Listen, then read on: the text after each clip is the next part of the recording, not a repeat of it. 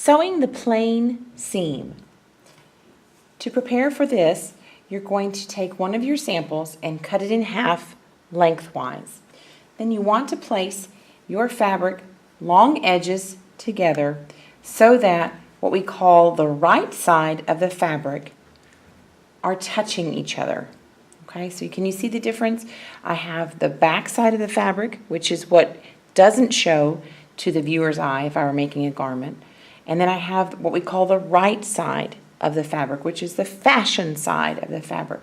Now, if you're working with muslin or some other solid color plain weave, it might not matter. You might have either side will work as the right side. But if you're using a cotton print, you'll definitely have a right or wrong side. Right side's touching. Now, we're going to create what we call a 5/8 of an inch seam allowance, which is the industry standard seam allowance on commercial sewing patterns.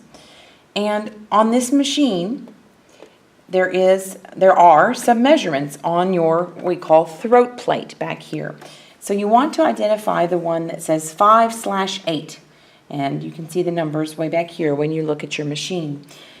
And what that is telling us to do is keep our cut edges even with that mark and sew a straight seam. And as long as we do that, then our seam allowance will be at 5/8 of an inch. Now, there's one other thing to remember about this machine.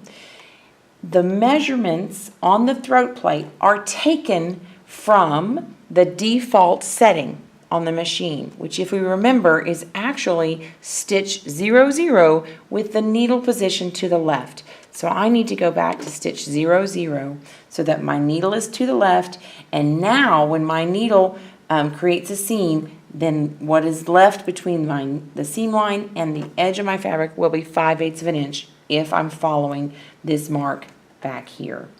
All right, so as you can see, I placed my fabric under my presser foot. I have 2 layers of fabric. You most likely won't need pins for this, but if you do, that is fine.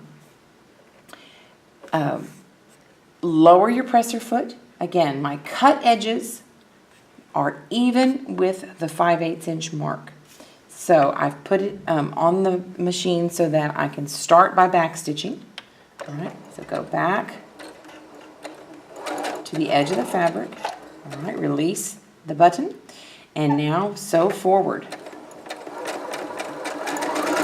keeping your cut edges even with the 5/8 mark.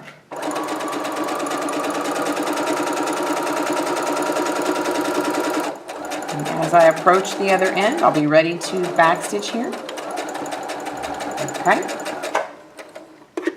Pull my needle up by using the hand wheel, raise my presser foot, pull my sample off, snip my threads next to my sample, snip my other threads, and then check my seam. All right, so you can see that the seam is an even distance from my cut edges.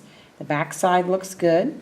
To finish this for your sample book, your swatch book, you will press your seam, which I will demonstrate in class or in another video. But essentially, you're going to press this